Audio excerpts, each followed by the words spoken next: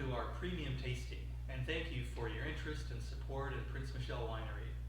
As we move through this tasting, as you see we have a lot of glasses here, feel free to pause at any time and then pick up when you're ready. So let's begin.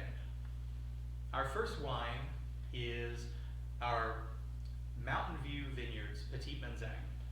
And as the name implies, Mountain View Vineyards is a vineyard over in the Roanoke area that we partner with to grow us Petit Menzang.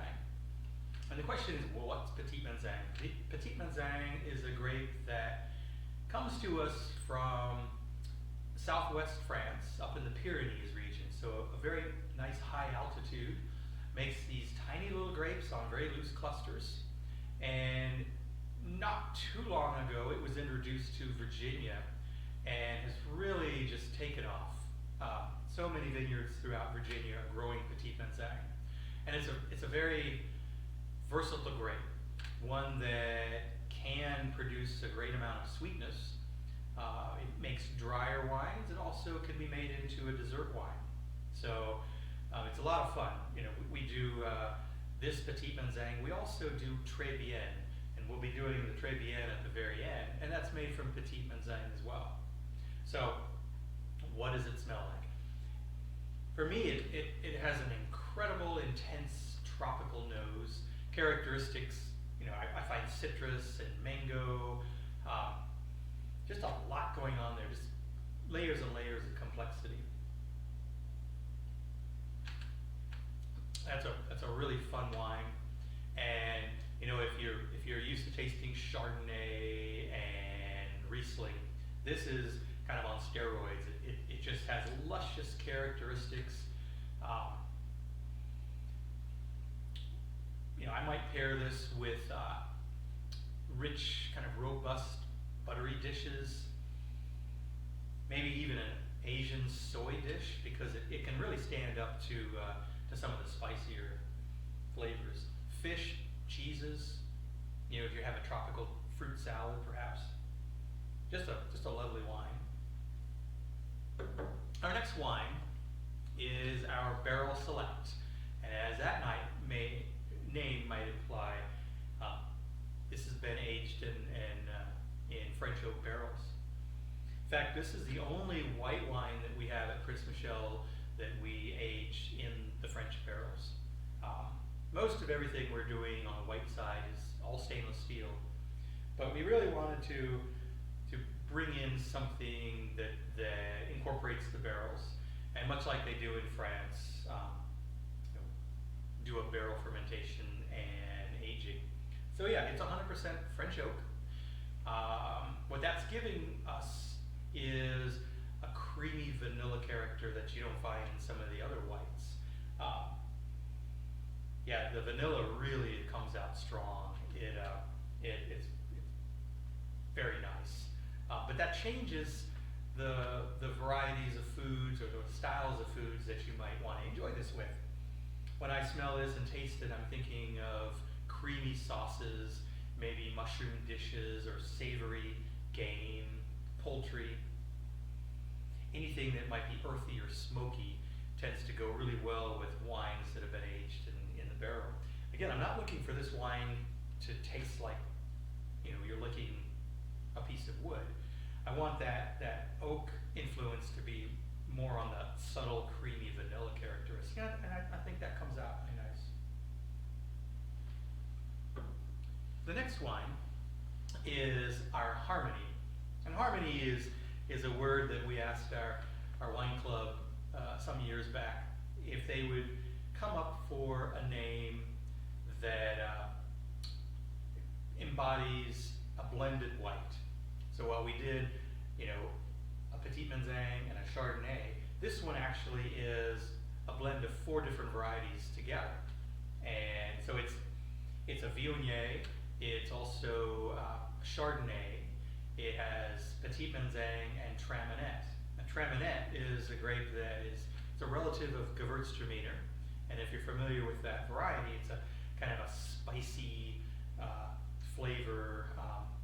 To me, it reminds me of kind of that tanginess you get from a tangerine rind.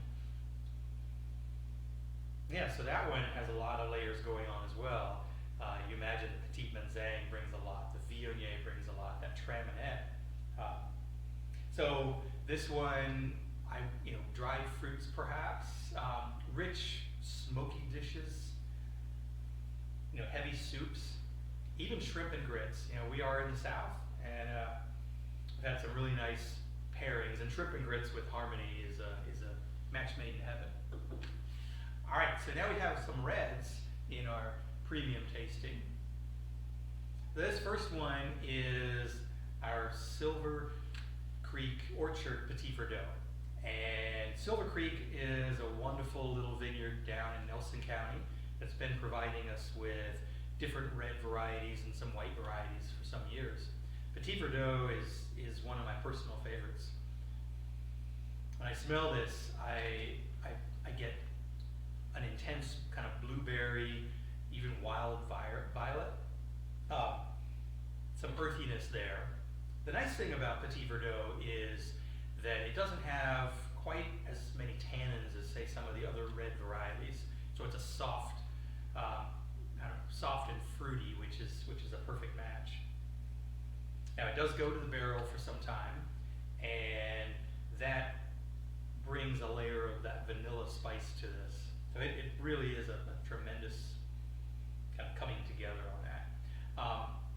Grilled meats again, wild game, even sausage, strong, semi-hard cheeses. Even figs, I think, would match well with this, or a nice kind of sharp Stilton cheese. So Petit Verdot is one of the lesser Bordeaux varieties. The Bordeaux varieties are Cabernet Franc, Cabernet Sauvignon, Merlot. Then you also have Petit Verdot and Malbec.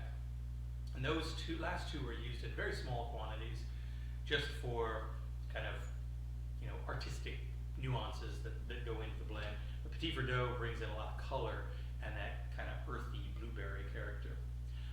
Our next red is another one of our vineyard series. This is the Crown Orchard Cabernet Sauvignon.